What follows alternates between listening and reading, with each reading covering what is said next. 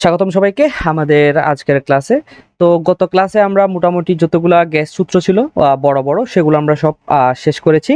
তো আজকে আমরা শুরু করব নতুন একটা টপিক থেকে, যেটার নাম হচ্ছে আদর্শ গ্যাস সমীকরণ। টাইটেল লাগাও, আদর্শ গ্যাস সমীকরণ। আদর্শ গ্যাস সমীকরণ। আচ্ছা, তো যারা অলরেডি ফিজিক্স পড়ে ফেলছো তোমরা অলরেডি অনেকে জানো, তাও একটু হালকা হালকা রিভিউ করে দিচ্ছি আর কি। হ্যাঁ, তো ইতিমধ্যে আমরা যে যে ইকুয়েশনগুলো লিখেছি ওগুলো একটু একটু লিখি। যেমন আমরা প্রথমে বয়েলের ইকুয়েশন দিয়ে কি লিখেছিলাম, সেটা হচ্ছে P is proportional to 1/v।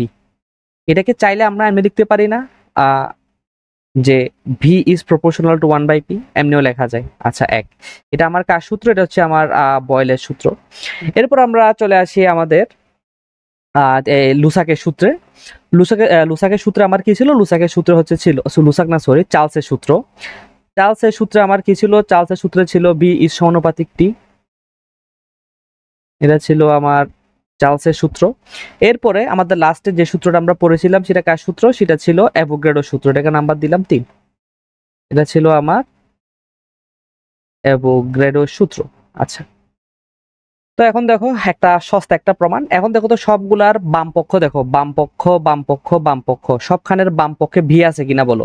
তাহলে আমি যদি সবগুলা সমীকরণকে একত্রিত করি তাহলে দেখো কি লিখতে পারি। এখানে আমি লিখতে পারি ভি। সবগুলোতে যেহেতু প্রপোর্শনাল আছে লিখতে পারি প্রপোর্শনাল। দেখো ডান পাশে কি আছে? এখানে আছে 1/p ইন্টু, এখানে আছে টি, এখানে আছে ইন্টু এন। তো এই গুণগুলাকে আমি সব একসাথে লিখি। একসাথে লিখলে হবে এরকম, যে উপরে হচ্ছে তোমার টি ইন্টু এন, এখানে হচ্ছে কত? পি। তাহলে এখানে আমি মূলত কি করছি? এখানে আমি সূত্র সবগুলাকে একত্রিত করছি। আচ্ছা, এখন দেখো তো আমরা চাচ্ছি এই সমানুপাতটাকে সরাই একটা সমান চিহ্ন দেওয়ার জন্য। তাইলে আমরা সমান চিহ্ন দিলাম, তাইলে একটু নতুন একটা ধ্রুবক আসবে কিনা বলো। এখানে সেই ধ্রুবকের নাম দিলাম আমি আর। এখানে হইলো কি এন, এখানে হইলো কি টি, এখানে হইলো কে পি। তাহলে পি কে এখন আমি একটু পক্ষান্তর করে পাশে নিয়ে যাই। তাহলে কি হচ্ছে দেখো, বজ্রগুণন করে, তাহলে হচ্ছে আমার কি PV is equal to N into R into T. এই যে PV is equal to N R T, এই জিনিসটাই হচ্ছে আমার আদর্শ গ্যাসের সমীকরণ। লিখে নাও, PV is equal to N R T, এটা হচ্ছে আমাদের আদর্শ গ্যাস ইকুয়েশন বা আদর্শ গ্যাসের সমীকরণ। এটা আদর্শ গ্যাসের সমীকরণ বলা হচ্ছে কেন? কারণ এটা আদর্শ অবস্থা মেনে চলে। আদর্শ অবস্থা মানে কি মনে আছে? যে আমার উচ্চ তাপমাত্রা এবং হচ্ছে কি নিম্নচাপ, উচ্চ তাপমাত্রা এবং নিম্নচাপে এই সূত্রটা হচ্ছে কি একদম 100% কারেক্ট হয় আর কি। হ্যাঁ, এজন্য এই সূত্রটাকে বলা হয় আদর্শ গ্যাস সমীকরণ। এবং এই সূত্রের মধ্যে দেখো আমাদের যতগুলা গ্যাস সূত্র আছে সবগুলা কিন্তু একত্রে এখানে কি হয়ে গেছে? ইনপুট হয়ে গেছে। তো আমরা যেটা পাইলাম যে PV is equal to N into R into T. তো তোমার এখানে বলতে পারো যে ভাই এখানে আর কি? আপনি বলছেন আর হচ্ছে যে কি ধ্রুবক। আচ্ছা, তো এটাকে শুধুমাত্র ধ্রুবক বলে ফেলে রাখলে হবে না। এই ধ্রুবকের একটা সুন্দর এবং একটা বিশেষায়িত নাম আছে। সেই নামটা কি? এটাকে বলা হয় মোলার গ্যাস ধ্রুবক। লিখে নাও, এটাকে বলা হয় মোলার গ্যাস ধ্রুবক। এটাকে বলা হয় মোলার গ্যাস ধ্রুবক। আচ্ছা, তো এই মোলার গ্যাস ধ্রুবকে নিয়ে অনেক কথাবার্তা আমাদের আছে, ওগুলো আমরা এখন আস্তে আস্তে দেখা শুরু করব। আর কে বলা হয় কি? মোলার গ্যাস ধ্রুবক। আচ্ছা, তো এখন এই মোলার গ্যাস ধ্রুবক এটার অ্যাকচুয়ালি অর্থটা কি? এটা আমাকে অ্যাকচুয়ালি কি বুঝায় ওটা একটু করে আমাদের দেখতে হবে। হ্যাঁ, তো আমরা চলো এই জিনিসটা একটু দেখি। তাই আমরা নেক্সট স্লাইডে চলে যাব। তার আগে আমাকে একটু করে বলো তোমাদের সবার এই পৃষ্ঠাটা লেখা হয়েছে কিনা।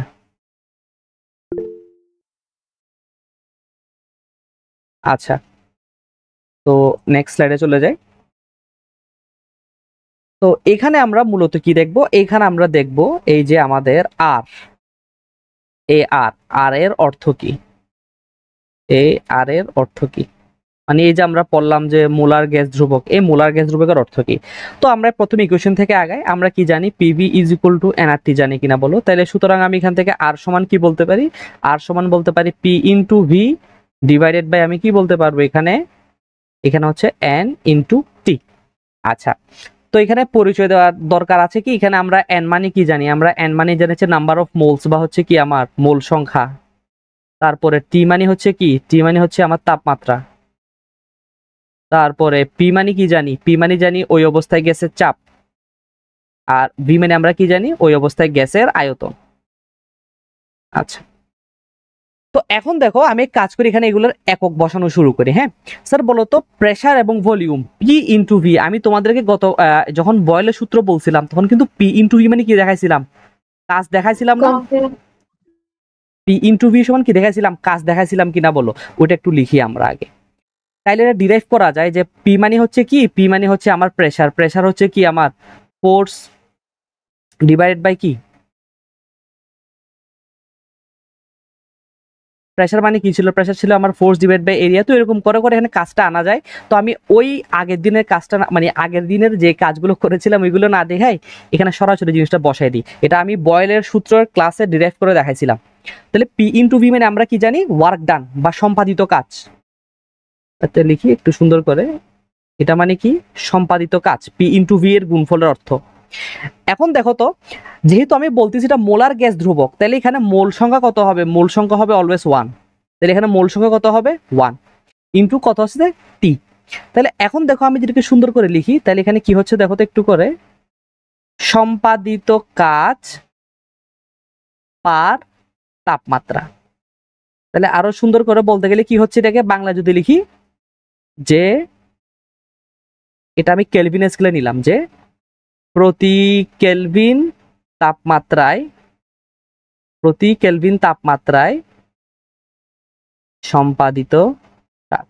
তাহলে এই তো আমরা যেটা আর নিয়ে পড়ছিলাম এটা হচ্ছে আর এর অর্থ, অর্থাৎ এক মোল গ্যাসের জন্য, এক মোল গ্যাসের জন্য প্রতি কেলভিন তাপমাত্রায় কি পরিমাণ কাজ সম্পাদিত হয় তাকে বলা হয় আর।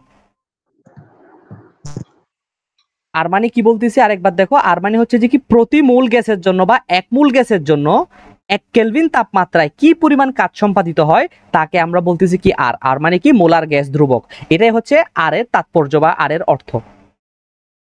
যে এক মোল গ্যাস, আরো সুন্দর করে যদি লিখে দিই এখানে দেখো, যেটা বললাম যে এক মোল গ্যাসের 1 কেলভিন তাপমাত্রা, 1 কেলভিন তাপমাত্রা বৃদ্ধি বা হ্রাস করতে কি পরিমাণ কাজ সম্পাদিত হয়, কি পরিমাণ কাজ সম্পাদিত হয় সেটাকে আমরা কি বলতেছি, আর বলতেছি। যে প্রতি মূলে প্রতি কেলভিনে কি পরিমাণ কাজ হয়, এক মূলে 1 কেলভিন তাপমাত্রায়, এক মূল 1 কেলভিন তাপমাত্রায় কি পরিমাণ কাজ হয়, প্রতি মূল প্রতি কেলভিন তাপমাত্রায় কি পরিমাণ কাজ হয় তারাই বলতেছি আমরা আর। তো আর খুবই গুরুত্বপূর্ণ একটা একক আমাদের হচ্ছে, সরি ধ্রুবক আমাদের এই চ্যাপ্টারের জন্য বা হচ্ছে যে কি আমাদের গ্যাসের জন্য। তাইলে এখন আমরা মোটামুটি আর এর অর্থ বুঝলাম। এখন চলো আমরা কিছু জিনিস দেখি, সেটা হচ্ছে যে কি আর এর বিভিন্ন একক দেখি আমরা। এখন আমরা কি দেখব, আর এর বিভিন্ন একক নিয়ে আলোচনা করব। তো দেখি আর এর কি কি একক আছে। প্রথমত আমি একদম শুরুর কাছে তোমাদের বলেছিলাম, যখন তোমাদের একক রূপান্তর আর বিভিন্ন একক পড়াছিলাম, যে দেখাইছিলাম যে আমরা যখন কেমিস্ট্রিতে কাজ করব আমরা বিভিন্ন ইউনিট নিয়ে কাজ করব। একটা হচ্ছে কি আমার এসআই একক, মনে করে দেখো একটা ছিল এসআই একক, আর একটা ছিল কি, আরেকটা ছিল আমাদের লিটার এটিএম একক। যেখানে এসআই এককে প্রেসারের একক ছিল কি প্যাসকেল, আয়তনের একক কি ছিল মিটার কিউব। আর লিটার এটিএম এ প্রেসারের একক ছিল কি এটিএম, আর আয়তনের একক কি ছিল লিটার। তো আমি যদি এখন এসআই এককে আর কে হিসাব করি, এসআই এককে যদি আমি আর কে হিসাব করি, আর সমান কি ছিল, আর সমান ছিল এখানে পি ইন্টু ভি, এখানে হচ্ছে কত সরি এখানে ছিল টি ইন্টু এন। তাহলে এখানে কি হচ্ছে, এখানে হচ্ছে যে কি প্যাসকেল থাকতেছে, এখানে থাকতেছে মিটার কিউব ডিভাইডেড বাই টেম্পারেচারের একক হচ্ছে কেলভিন, এন হচ্ছে মোল। আচ্ছা, তাহলে এখন যদি আমি আবার জানি প্যাসকেল মানে কি, আমি জানি প্যাসকেল মানে হচ্ছে আমার নিউটন পার মিটার স্কোয়ার। তো নিউটন পার মিটার স্কোয়ার যদি এটা গুণ করি, গুণ করলে কি হবে, এখানে গুণ করলে হবে এখানে নিউটন ইন্টু মিটার। আবার আমরা জানি নিউটন মিটার মানে কি, ফিজিক্সে পড়ছিলাম জুল, জুল মানে কিসের একক, কাজের একক। তাহলে দেখো একক কি হচ্ছে জুল পার কেলভিন পার মোল। তাহলে এসআই এককে আমরা আর মান কি পেলাম, জুল পার কেলভিন পার মোল। আর এখন যদি আমি তোমাকে লিটার এটিএম একক হিসাব নিকাশ করে দেখাই, তাহলে দেখো আর একক কি হচ্ছে, তো এখানে আবারও সেম সূত্র পিভি, এখানে হচ্ছে কি টি ইন্টু এন। পি এর একক হচ্ছে আমার এটিএম, ভি এর একক হচ্ছে আমার লিটার, টি এর একক হচ্ছে কেলভিন, এন এর একক হচ্ছে কি মোল। তাহলে এগুলো যদি সব বুঝায় তাহলে কি হচ্ছে litre ATM, kelvin inverse 1, mole inverse 1, শেষ। তো এটা হলে যে এটা কি হইলো আর এর একক। এখন প্রশ্ন হচ্ছে ভাই এখানে একক জানলে তো হবে না, আমাদের কি জানতে হবে, আমাদের তো আর এর মান জানতে হবে। তাইলে আসো আমরা আর এর মান নিয়ে একটু আলোচনা করি। তো এসআই এককে যদি আমি এখানে প্রেসারের ভ্যালু যদি হচ্ছে যে কি 1 প্যাসকেল, এটার আয়তন যদি 1 মিটার কিউবে বসে বসে দেখি, তখন দেখা যাবে কি জানো, আর এর মানটা আসবে 8.314 জুল পার কেলভিন পার মোল, এটা আসবে আর এর ভ্যালু। আবার আমি যদি এখানে লিটার এটিএম এর ভ্যালুগুলো বসাই, দেখা যাবে আর এর ভ্যালু আসছে কত, এটা আসবে 0.0821 litre ATM kelvin inverse 1 mole inverse 1, এটা আসবে তার ভ্যালু। এবং আমাদের এই আর এর মানগুলা মুখস্থ রাখতে হবে।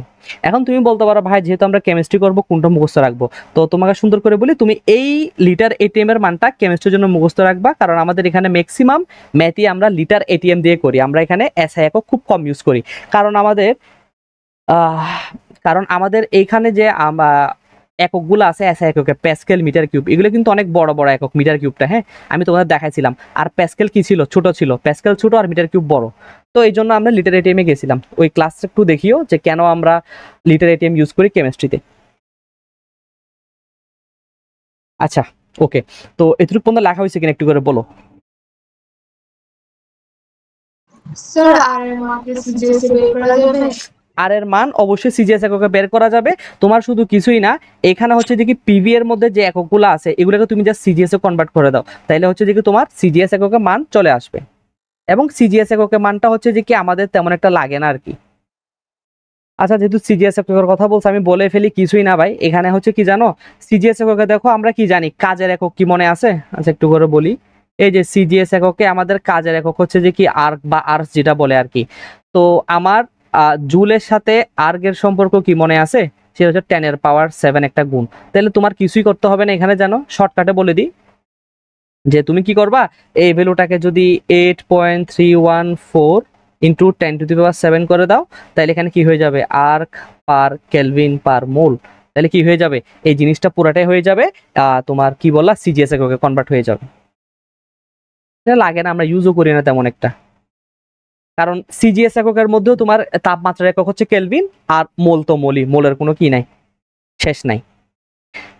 আবার আরো মজার কথা বলি তোমাদেরকে একটা, সেটা হচ্ছে যে কি আবার অনেকে জিজ্ঞেস করে ভাই আমি তো হচ্ছে যে কি ফিজিক্স সেকেন্ড পেপারে একটা একক পড়ছি, এটা কি ক্যালোরি পড়ছি, হ্যাঁ এটা একটু ক্যালোরি এককে প্রকাশ করে দেন। তাহলে আর এর মান যদি আমি ক্যালোরি এককে প্রকাশ করি, এটা হবে যে কত, 2 ক্যালোরি পার কেলভিন পার মোল, এরকম আসবে। 2 2 2 নাকি 1.8 ভুলে গেছি, 2ই হবে এটা, হ্যাঁ 2।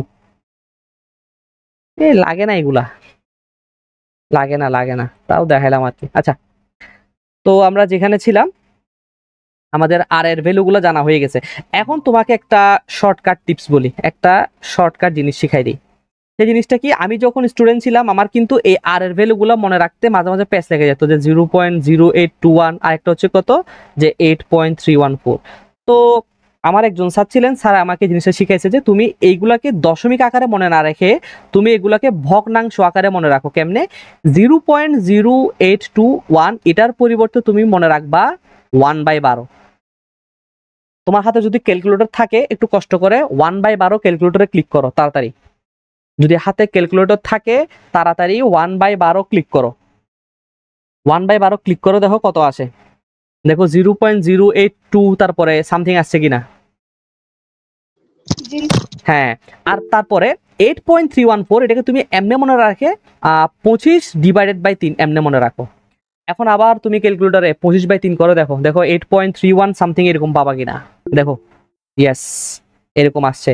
তো আমি যখন নিজে স্টুডেন্ট ছিলাম আমি এই ভ্যালুগুলো মনে রাখার চাইতে দশমিকে মনে রাখতাম, আর সরি দশমিকে মনে রাখার চাইতে ভগ্নাংশ আকারে মনে রাখতাম আর কি। হ্যাঁ, তো আমাকে এই জিনিসটা অনেক হেল্প করছে, তো তোমরা চাইলে ফলো করতে পারো আর কি, তোমাদের ইচ্ছা, যদি মনে থাকে তাইলে ভালো দশমিক, আর যদি আমার মতো ব্রেন দুর্বল হয় তাইলে তোমরা এভাবে মনে রাখতে পারো। আচ্ছা, তাইলে মোটামুটি আমরা পড়ে ফেললাম। তো আরেকটা কথা, এখান থেকে একটা জিনিস যেহেতু আমরা আর পড়ে ফেলছি, আরেকটা জিনিস মাঝে মাঝে আমাদের এখানে জিজ্ঞেস করে অনেকে, যে বোল্টজম্যান ধ্রুবক জিনিসটা কি, বোল্টজম্যান ধ্রুবক এই জিনিসটা কি। এটাকে অনেক সময় কে দ্বারা প্রকাশ করা হয়, অথবা অনেকে এটাকে কি বলে আর কেও বলে। তো এই জিনিসটা হচ্ছে কি, কিছুই না। দেখো আমাদের যে আর এর ভ্যালুটা ছিল আরটা আমরা বের করছিলাম কতর জন্য, 1 মোলের জন্য কিনা বলো। আর আমরা জানি 1 মোল মানে কি, আমরা জানি 1 মোল মানে হচ্ছে সংখ্যায় 6.022 ইন্টু 10⁻23t, এতটি অণু পরমাণু। হ্যাঁ, তো আমি যদি এভাবে বলি যে 6.02 কে এভাবে না বলে এটাকে তুমি চাইলে এভাবে বলতে পারো n অফ a, মানে কি অ্যাভোগাড্রো সংখ্যা। আমি বলতে পারি অ্যাভোগাড্রো সংখ্যার সমান সংখ্যক অণুর জন্য আমরা কি ইউজ করি, আমরা ইউজ করি আর। তাহলে বলো তো শুধুমাত্র একটা অণুর জন্য যদি আমি ইউজ করি তাহলে সেখানে আর এর মান কত হবে, এটার মান হবে আর ডিভাইডেড বাই এন এ। তো এই যে আর ডিভাইডেড বাই এন এ, যে একটা অণুর জন্য যে আর এর মান, এটাকেই বলা হয় বোল্টজম্যান ধ্রুবক। এটাকেই বলা হয় বোল্টজম্যান ধ্রুবক। তোমরা ফিজিক্স অলরেডি পড়ছো, তাও একটু একটু করে মনে করে দিচ্ছি আর কি। হ্যাঁ, এগুলো আমরা ফিজিক্স অলরেডি পড়ছি, তাও একটু একটু করে আমরা মনে করে দিচ্ছি আর কি। তো তখন কি বলছি, আবার একটু রিভিউ করি যে বোল্টজম্যান ধ্রুবক কি, এটা একটু করে বলছি যে বোল্টজম্যান ধ্রুবক কিছুই না, যে আমরা যেটা পড়ছি মোলার গ্যাস ধ্রুবক। মোলার গ্যাস ধ্রুবক মানে কি, অ্যাভোগাড্রো সমান সংখ্যক অণু বা পরমাণু। হ্যাঁ, তো 6.022 ইন্টু 10⁻23। তো এতটা অণুর জন্য আমার ইউজ হয় কি আর, এতটা অণুর জন্য ইউজ হয় কি আমার আর। তাহলে বলো তো একটা অণুর জন্য ইউজ হবে কত, আর ডিভাইড বাই এন এ। এটাই হচ্ছে আমাদের কি বোল্টজম্যান ধ্রুবক। আচ্ছা, তো এতটুকু লিখে নাও তাড়াতাড়ি, তারপর আমরা চলে যাচ্ছি আমাদের নেক্সট পোর্শনে। আর লেখা হলে একটা আওয়াজ দিও। তাহলে মোটামুটি আমাদের হয়ে গেছে যে যা যা জানা দরকার আদর্শ গ্যাস সূত্র দিয়ে। তো এখন আমরা চলে যাব আমাদের এই যে আদর্শ গ্যাস সমীকরণ, এটা দিয়ে আমরা বিভিন্ন টাইপ ভিত্তিক সমস্যা দেখব। প্রথমে লিখো হচ্ছে স্যার টাইপ 1। প্রথমে লিখো স্যার টাইপ 1। তো টাইপ 1 এ আমরা কি করব, টাইপ 1 দিয়ে লিখো বিভিন্ন গ্রাফের তুলনা। বিভিন্ন গ্রাফের তুলনা আমরা করব। তো ইতিমধ্যে আমি তোমাদেরকে গ্রাফ কেমনে আঁকতে হয় শিখাইছি। আর এখন যে জিনিসটা পড়াচ্ছি টাইপ 1 দিয়ে এই বিভিন্ন গ্রাফের তুলনা, এটার উপর কিন্তু আমার একটা সিঙ্গেল একটা ডেডিকেটেড ভিডিও আছে, বুঝছো? এটার আমার উপর একটা সিঙ্গেল একটা ভিডিও আছে, অলমোস্ট মনে হয় 40 মিনিট বা হচ্ছে যে কি 45 মিনিটের। আমি লিঙ্ক দিয়ে দেবো, একটু দেখে নিও। হ্যাঁ, মানে আজকে এখনকার ক্লাসটা করার পর তাহলে তোমার আরো ভালো আন্ডারস্ট্যান্ডিং হবে। ওই ক্লাসে কিন্তু আমি একদম বেসিক থেকে অ্যাডভান্স সবগুলো জিনিসই করাইছি, তুমি একটু করে দেখিও। হ্যাঁ, তাহলে তোমার জন্য সুবিধা হবে আর কি। এখানে তো মোটামুটি একটু সহজ সহজ করে পড়াচ্ছি, ওখানে একটু অ্যাডভান্স লেভেলের পড়াইছি। আমি এটা দিয়ে দেবো লিঙ্কটা আজকের ক্লাসে, তোমরা দেখে নিও। আচ্ছা, তারাও তো একটু করে। আচ্ছা, তো এখন আমরা কি করব স্যার, বিভিন্ন ধরনের গ্রাফের তুলনা পড়ব। তো প্রথমে আমরা কি করব, এখানে গ্রাফের তুলনা করার জন্য তোমাকে কিছু জিনিস প্রথমে মনে রাখতে হবে। সেগুলো কি কি, যে আমরা যখনই গ্রাফ তুলনা করব তোমাকে আগে একটা কোয়েশ্চেন করে দেখাই, তাহলে তোমার জন্য সুবিধা হবে। ধরো কোয়েশ্চেন হচ্ছে এরকম, এটা এখানে গেল, তারপরে এটা দিয়ে টানলাম। আচ্ছা, ধরো হচ্ছে এখানে কি ব্যাপার, তো এখন দেখো গ্রাফ হচ্ছে এরকম। ধরো আমার কাছে একটা গ্রাফ দেওয়া আছে এরকম, সরি, ধরো একটা গ্রাফ দেওয়া আছে আমার এরকম, যে পি ভার্সেস ভি গ্রাফ দেওয়া আছে। কিন্তু কিরকম, আমরা জানি পি ভার্সেস ভি গ্রাফটা কিরকম হয়, বয়েলের জন্য এরকম ব্যস্ত আনুপাতিক হয় কিনা বলো। এবং আমরা জানি এরকম ব্যস্ত আনুপাতিক হলে স্থির থাকে কে, টি।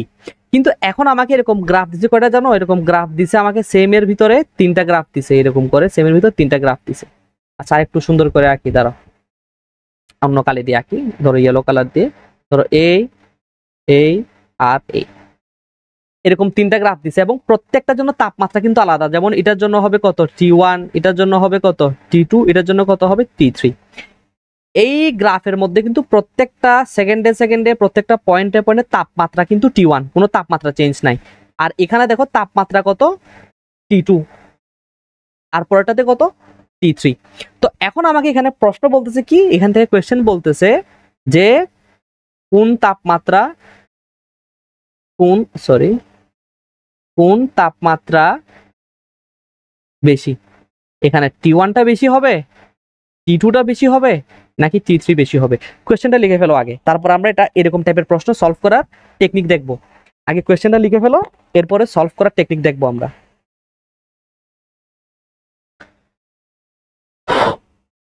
কোয়েশ্চেন লেখা শেষ হলে আমার একটু করে বলিও।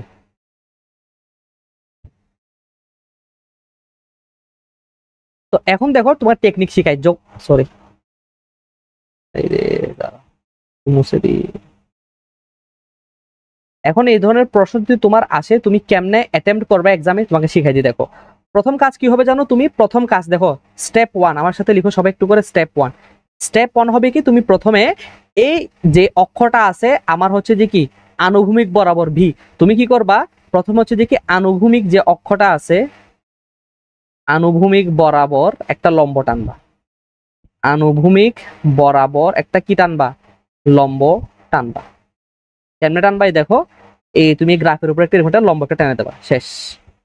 তো এই লম্ব টানার অর্থ কি, লম্ব টানার অর্থ হচ্ছে যে কি এখানে দেখো স্যার চলক আছে কে ভি, তুমি যার উপরে লম্ব টানবা সেই ভি বা যে থাকুক সে কি হয়ে যাবে, সেই চলকটা স্থির হয়ে যাবে।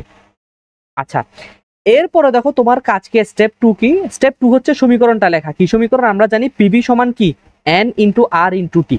আচ্ছা স্টেপ 2 এটা গেল। এরপর হচ্ছে স্টেপ 3 কি, স্টেপ 3 হচ্ছে যে কি আমার পিভি ইজ ইকুয়াল টু এনআরটির মধ্যে কারা কারা স্থির, কারা কারা স্থির তাদের কি করে দাও, তাদের বাদ দিয়ে দাও। তাহলে এখন দেখো তো আমি জানি PV is equal two nRT তে আর মানে কি ধ্রুবক, ধ্রুবক তো এমনি তো স্থির। এন মানে কি মূল সংখ্যা, আমি জানি মূল সংখ্যা এখানে কি স্থির। তারপরে দেখো তো এখানে পিভিটি তিনটা চলক আছে, এই তিনটা চলকের মধ্যে দেখো আমি কিন্তু অলরেডি লম্ব টেনে কারে স্থির করছি, ভি কে। এখানে হচ্ছে কে স্থির হয়ে যাবে, ভি ও স্থির। তাহলে বলো তো অবশিষ্ট আছে কে, পি এবং টি। তুমি কি করবা, পি এবং টি কে দুইটা গুল্লা দিয়ে দেবা এবং দেখবা যে গুল্লা দুইটা কি একই লাইনের উপর অবস্থিত নাকি কোনাকুনি। দেখি বলো তো গুল্লা দুইটা কিরকম। একই লাইনে। তাইলে বলো তো পি এবং টি এর সম্পর্ক কি পাতিক, সমানুপাতিক না ব্যস্তানুপাতিক? ইয়েস সমানুপাতিক। তাহলে ইয়েস, তাহলে আমি পেয়ে গেলাম কি পি সমানুপাতিক টি। এটার অর্থ কি জানো, এটার অর্থ হচ্ছে যে কি পি যদি বেশি হয় টিও কি হবে, বেশি হবে। তাহলে এখন তুমি দেখো, তুমি এই লাইনের সাথে তুলনা করে দেখো না স্যার, তুমি এই লাইনের সাথে তুলনা করে দেখো না। তুমি বলো তো স্যার এখানে সব থেকে বেশি পরিমাণ পি আছে কোথায়, উপরে, আর কম পি আছে কোথায়, নিচে কিনা বলো। তাহলে তুমি বলতে পারবা এই যে উপরে বেশি আছে। তাহলে তুমি যেহেতু বলতেছো উপরে পি বেশি, তাহলে উপরে কি বেশি, টি বেশি। আর উপরে আছে কে, টি1। তাহলে তুমি বলতে পারো এখানে টি1 সব থেকে বেশি বড়, এরপরে টি2, এরপরে কে টি3। এতটুকু পর্যন্ত বুঝতে পারছো কিনা বলো, নাকি আরেকবার রিপিট করব? তাইলে এখন আরো দুইটা গ্রাফ দেখি, আমরা দেখি যে এখন এগুলা সলভ কেমনে করা যায়।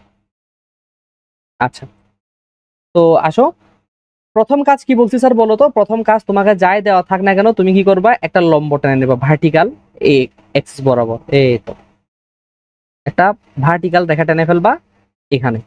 আচ্ছা এরপর তোমার কাজ কি করা, এরপর তোমার কাজ হচ্ছে এখানে PV is equal two nRT, ওই সমীকরণটা লিখে ফেলা সুন্দর করে। তুমি এখানে লিখলা যে কি পি ইন্টু ভি সমান সমান কি এন ইন্টু আর ইন্টু টি। এখন তুমি বলতে পারো ভাই এখানে দেওয়া আছে পি, এখানে দেওয়া আছে 1/v, তাহলে 1/vটাকে আমি কি করতে পারি, তুমি চাইলে এখানে একটু ঢং করে একটা কাজ করতে পারো। সেটা কি, তুমি এখানে পি সমান সমান এনআরটি ইন্টু 1/v এইভাবে করতে পারো, কোনো সমস্যা নেই। এখন দেখো তো তোমার কাজ কারা কারা ধ্রুবক বা কারা কারা স্থির তাদেরকে এলিমিনেট করে দেওয়া। আমি জানি মূল সংখ্যা এলিমিনেট, আরও এলিমিনেট। আর দেখো তো 1/v এর উপর লম্ব না, তাহলে 1/vটাও কি এলিমিনেট। তাহলে বাঁচতেছে কে, পি এবং টি। এরপর তুমি কি করবা, পি রে একটা গুল্লা দাও, টি রে একটা গুল্লা দাও, তুলনা করো এই দুইটা গুল্লা কিরকম। দেখতেছি যে এই দুইটা গুল্লা হচ্ছে সমানুপাতিক, তার মানে হচ্ছে আবারও সেম টু সেম পি সমানুপাতিক টি। তাহলে বলতেছি পি এর মান বাড়লে টি এর মানও কি হবে, বাড়বে। তো একটু দেখো যে এখানে দেখো যে স্যার এখানে কোনটার মধ্যে বেশি, দেখো দেখো স্যার এটা স্যার সব থেকে বেশি না, যেহেতু উপরে আছে। আর এটা দেখো স্যার সবচেয়ে কম করে নিচে আছে। তাহলে একটু করে বলো তো কার মান বেশি হবে, টি1 এর মান বেশি না টি3 এর মান বেশি?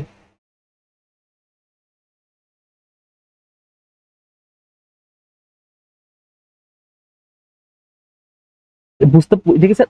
স্যার আরেকবার বলবেন? আচ্ছা আরেকবার বলতেছি, আরেকবার বলতেছি। দেখো স্যার তোমরা আমাকে অন্তত এটা বলো যে পি সমানুপাতিক টি, এটা পর্যন্ত বুঝতে পারছি কিনা বলো। আচ্ছা এটা যদি বুঝতে পারি তাহলে তো এটাও বুঝছি যে যেখানে চাপের মান বেশি হবে সেখানে তাপমাত্রার মানও বেশি হবে। তাহলে এটাও বুঝে ফেলছি। আচ্ছা, তাহলে এটাও বুঝলাম, এটাও বুঝলাম। এখন তো গ্রাফের দিকে যাই। এখন তুমি এক কাজ করো, এই লম্ব বরাবর একটু রেখা টানো না এখানে পি বরাবর, যে দেখি পি এর মানটা দেখতেছি আর কি, যে এই কালোটার জন্য পি এর মান হচ্ছে এটা। দাঁড়াও আমি অন্য কালি ইউজ করি, ধরো এটা। হ্যাঁ, এই যে কালোটার জন্য এটা হচ্ছে আমার কি, তার করসপন্ডিং পি এর মান না, এখানে পাবো না কালোটার জন্য। আর লালটার জন্য, দেখো লালটার জন্য তার করসপন্ডিং পি এর মান কি আমি এখান থেকে পাবো না? পাচ্ছি। তো তো তুমি আমাকে একটু দেখে বলো তো, উপরে আছে কে, কালো নাকি লাল? এটা বলো আমার একটু করে। কালো। কালো। তো উপরে যেহেতু কালো আছে, তাহলে বলো তো কার মানটা বেশি হবে, T3 এর মান বেশি না T1 এর মান বেশি? T3। T3 এর মান বেশি। এই প্রমি, এটা বুঝছো কিনা বলো আমার একটু করে। জি স্যার। ইয়েস, তাহলে সেরা। তাহলে যেহেতু T3 এর মান বেশি, তাহলে কি বলবা, T3 greater than T2 greater than কি T1, শেষ, কারণ এটার মান বেশি। আচ্ছা, তাহলে এটাও আমরা পেরে গেছি, 2 নাম্বার প্রবলেম। এখন দেখি তাহলে 3 নাম্বারে চলে যায়। 3 নাম্বারও সব থেকে সহজ, আবারও সেম টু সেম। প্রথমে কি করবা, এখানে একটা লম্বা একটা লাইন টেনে ফেলবা। লাইন টেনে তুমি কি করবা, অক্ষকে কি করে দাও, সাইলেন্ট করে দাও বা ধ্রুবক করে দাও। তারপর তুমি লিখো এখানে কি জানো তোমরা, PV is equal to N into R into T, তুমি জানো। তো দেখো তুমি এখানে তুমি এখান থেকে কাকে সাইলেন্ট করছো, পি কে, তাহলে তুমি পি অফ করে দাও। এখন তুমি বলতে পারো ভাই এখানে তো দেওয়া আছে পিভি একত্রে, তো এখন আমি কি করতে পারি? কিছুই করতে হবে না। তুমি দেখো তো এখানে পি ইন্টু ভি আছে, তো এখানে তোমার পি এর মানটা জাস্ট ধ্রুবক হয়ে গেছে। ধ্রুবক মানে কি, যে পি এর মানকে তুমি 1 ফিক্স করে দিছো, কথার কথা ধরো। তাহলে পি এর মান হচ্ছে 1, ভি এর মান হচ্ছে কত 2, পি এর মান হচ্ছে 1, ভি এর মান হচ্ছে কত 3, পি এর মান হচ্ছে 1, ভি এর মান হচ্ছে 4। মানে আমি এটা দ্বারা দেখাচ্ছি কি জানো, যে আমার পিভি এর মানের মধ্যে পি কে আমি কি করে ফেলছি, ধ্রুবক করে ফেলছি। এই যে এই লম্বা টান দেওয়ার ফলে পি ধ্রুবক হয়ে গেছে, কিন্তু ভি তখনও কি আছে, ভি তখনও কি চলমান আছে। তার মানে আমি পিভি এর ডিসিশনটা চাইলে কিন্তু ভি কে দেখে দিতে পারি। এটাই হচ্ছে আমার অবজারভেশন। আবারও বলতেছি, পিভি এর যে কথোপকথন বা পিভি এর যে কাহিনী, এটা কিন্তু আমি চাইলে শুধুমাত্র ভি কে দেখেও বলতে পারি। কি কারণে? কারণ আমার দেখো এখানে পি কিন্তু স্থির হয়ে গেছে, বাট চলমান আছে কে, ভি, ওই জন্যে। আচ্ছা, এরপরে দেখো স্যার, তাহলে তুমি এক কাজ করো, আবারও তাহলে এখানে সমীকরণ লিখো, যে আমরা জানি পিভি ইজ ইকুয়াল টু কি, এন ইন্টু আর ইন্টু টি। এখন দেখো তো কে কে ধ্রুবক, ওদের ক্যান্সেল করে দাও। এখানে এন হচ্ছে ক্যান্সেল, আর হচ্ছে ক্যান্সেল, পিও হচ্ছে ক্যান্সেল। দেখো এখন আছে কে কে, এখন দেখতেছি আমি আছে ভি আছে, টি আছে। এখন দেখি আমাকে প্রমি বলো, ভি এবং টি এর মধ্যে সম্পর্ক কেমন পাতিক, সমানুপাতিক না ব্যস্তানুপাতিক? সমানুপাতিক। ইয়েস, তার মানে হচ্ছে আমার ভি এর মান যেখানে বেশি হবে, টি এর মানও সেখানে বেশি হবে। তাহলে একটু করে বলো, ভি এর মান কোথায় বেশি, উপরে বেশি নাকি নিচে বেশি, বলো তো? উপরে বেশি। তাহলে উপরে আছে কে, টি এ, তার মানে টি এর মানটা হবে বেশি, এরপরে হবে টিবি, এরপরে হবে কত, টিসি, শেষ। এই 3টা গ্রাফ মোটামুটি তোমাদের বিভিন্ন কলেজের টেস্ট পরীক্ষা বিভিন্ন জায়গায় আসে, তাই দেখাইলাম। এগুলা আরো প্র্যাকটিস করতে হবে স্যার, এবং আমি আরো অনেকগুলো প্র্যাকটিস সহ তোমার একটা ভিডিও বানাইছি অনেক আগে। হ্যাঁ, তো তোমাদেরকে আমি গ্রুপে লিঙ্কটা দিয়ে দেবো, তোমরা কষ্ট করে ওই ভিডিওটাও দেখে নিও, তাহলে তোমাদের জন্য অনেক ভালো হবে। আচ্ছা, তাহলে এখন আমরা চলে আসি আমাদের টাইপ 2 তে। লিখো স্যার টাইপ 2। এই টাইপ 2 তে আমরা কি করব, এখন থেকে আমার গাণিতিক সমস্যা শুরু। এখানে আমরা কি করব, এখানে আমরা PV is equal two nRT এর সাধারণ সমস্যাগুলো দেখব।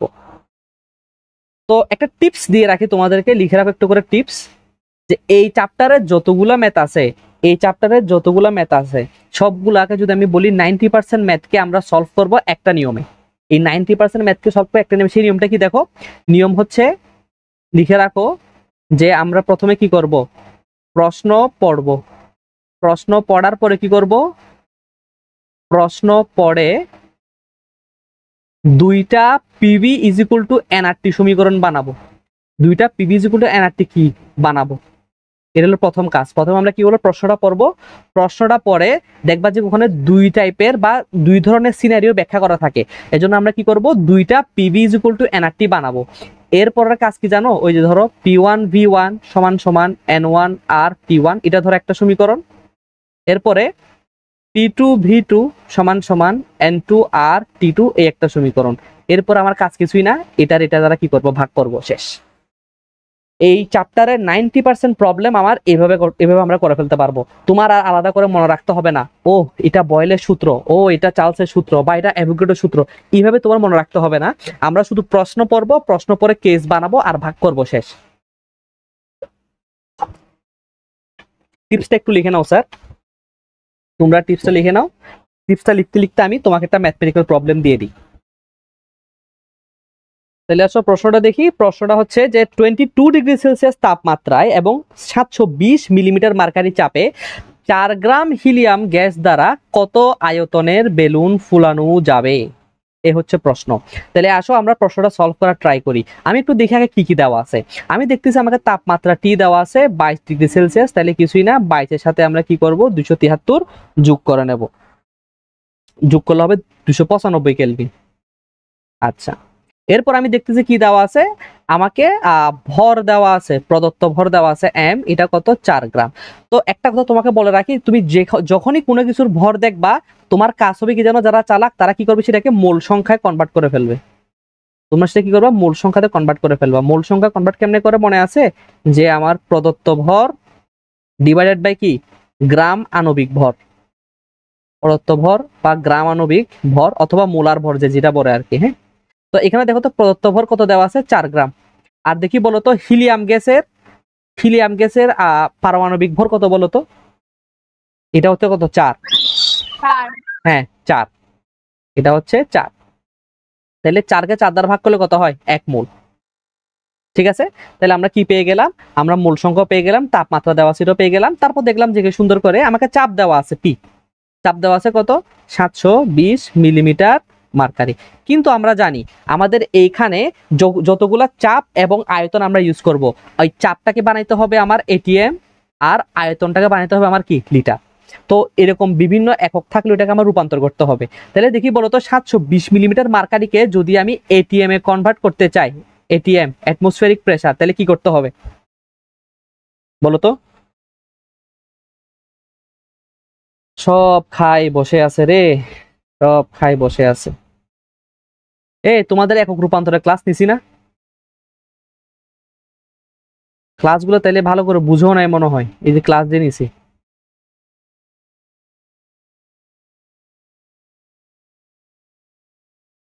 সব খেয়ে বসে আসো। আচ্ছা দেখো, একটু মনে করাই দিই, আমরা কি জানি, আমরা জানি 760 মিলিমিটার মার্কারিতে কত হয়, এটাতে হয় আমার 1 এটিএম। তাইলে বলো, সুতরাং 1 মিলিমিটারে কত আর 720 কত, দেখবা যে 720 হচ্ছে 760, সরি উল্টা করছি, 720 হচ্ছে কত, তোমার উপরে হচ্ছে 1 ইন্টু 720 ডিভাইড বাই হচ্ছে কত, 760। বুঝছো কিনা বলো এবার, ইজি জিনিস।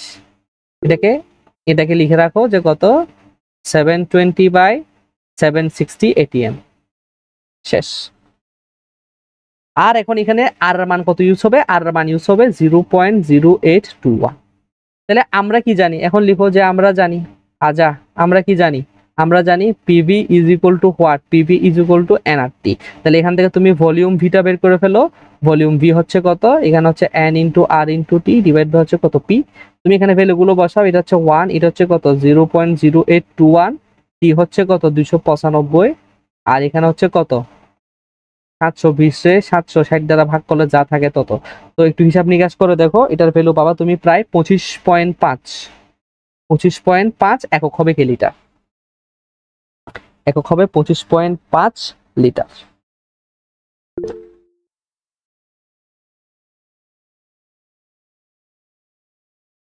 এ হচ্ছে কথা, তাইলে আশা করি আমরা বুঝতে পারছি।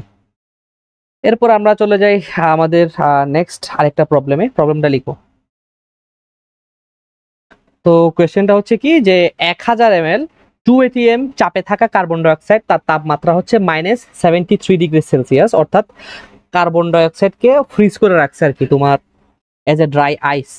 তো ওই কার্বন ডাইঅক্সাইডকে যখন আমি হিট দিয়ে গ্যাসে কনভার্ট করছি, তখন বলতেছে কি, গ্যাসে কনভার্ট করার ফলে তাপ দিলে তার চাপ কি পেয়ে যায়, হ্রাস পেয়ে যায়। তার চাপ হ্রাস পেয়ে হয়েছে কত, 0.5 ATM। তাহলে ওই অবস্থায় আয়তন কত বৃদ্ধি পেল। আচ্ছা,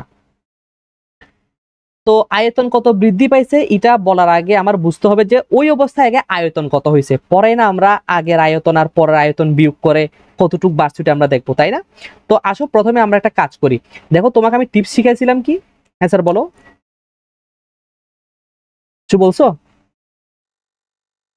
স্যার প্রথমে দুটো আয়তন বের করে এরপর বের করে এরপর ওটা বের করতে পারবো না? হ্যাঁ ইয়েস, প্রথমে দুইটারই আয়তন আমরা বের করব, বের করার পর বিয়োগ করব বা ভাগ করব, যেটা করি ওইটাই হচ্ছে আনসার। আচ্ছা তাহলে আসো প্রথমে আমরা এটা বের করি। প্রথমে তো দেখতেছি যে কি আমি প্রথমে আমাকে আয়তন দেওয়া আছে কত 1000 ml। তো আমি জানি এসব ml টেমএল থাকুক, লিটার নিতে হবে। এটা কত 1 লিটার। P1 দেওয়া আছে কত, P1 দেওয়া আছে আমাকে 2 atm। আর T1 দেওয়া আছে কত -73°C। এটার সাথে তুমি 273 যোগ করে দেবা, তাহলে হয়ে যাবে কত 200 কেলভিন। আচ্ছা এরপরে দেখো, এরপর আমার কি কাজ, এরপর হচ্ছে দিকে দেখো, এরপরে বলছে কি ওই কার্বন ডাইঅক্সাইডকে 123 ডিগ্রিতে তাপ দিলে, তার মানে তোমাকে এখানে T2 দেওয়া আছে কত 123 প্লাস 273 যোগ করলে কত হবে দেখো, 3 3 6 7 8 9 400 কেলভিন হবে প্রায়।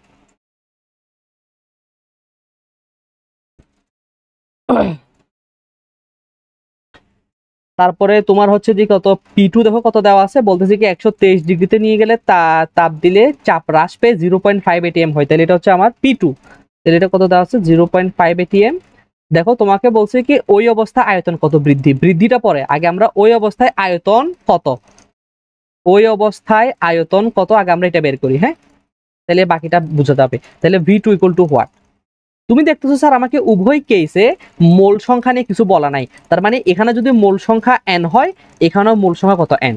মোল সংখ্যার কখনো কি নাই, চেঞ্জ নাই। তাহলে কাজ করে আমি এখান থেকে একটা সমীকরণ বানাই, সেটা কি যে P1 V1 সমান সমান n r T1। এখান থেকে সমীকরণ বানাই P2 V2 সমান সমান n r T2। ঠিক আছে না? তাহলে কাজ করে এটাতে দাও 1, এটাতে দাও কত 2। তাহলে কাজ করো স্যার এখন 1 কে 2 দ্বারা ভাগ করো।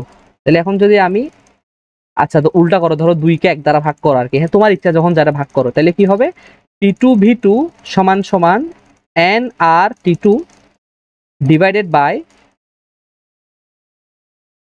থাকতেছে কত দেখো P1 V1 n r T1।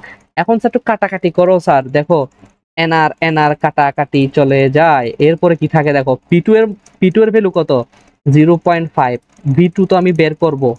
এরপরে P1 এর ভ্যালু কত 2 atm, এটার ভ্যালু কত 1 লিটার, এটার ভ্যালু কত, এটার ভ্যালু হচ্ছে তোমার 400, এটার ভ্যালু কত 200। তাহলে দেখো তো এখানে একটা অজানা রাশি কে V2 কিনা। এখন একটু কষ্ট করে V2 এর মানটা বের করিয়া দাও এবং কত আসে আমাকে বলো। ওরে বাবা এটার ভ্যালু আসবে 8 হিসাব করে দেখো, V2 এর ভ্যালু আসবে কত 8 লিটার। তাহলে বলো বৃদ্ধি পাইছে কত, বৃদ্ধি পাইছে আমার V2 মাইনাস V1 কত 8 মাইনাস 1 অর্থাৎ হচ্ছে কত প্রায় 7 লিটার বৃদ্ধি পাইছে। অথবা তুমি বলতে পারো এরকম যে বৃদ্ধি পাইছে কত V2 বাই V1 অর্থাৎ হচ্ছে কত 8 ডিভাইড বাই 1 অর্থাৎ 8 গুণ বাড়ছে। তুমি হয় বলবো যে কি 7 লিটার বাড়ছে অথবা 8 গুণ বাড়ছে, এই দুইটার যে কোনো একটা দিতে পারো, তোমার ইচ্ছা। তাহলে ঠিক আছে স্যার, আজকের আমাদের ক্লাস এতটুকুই। নেক্সট ক্লাসে আমরা আরো ম্যাথ করব, এই চ্যাপ্টার সরে ডিটেলসে আরো যাব।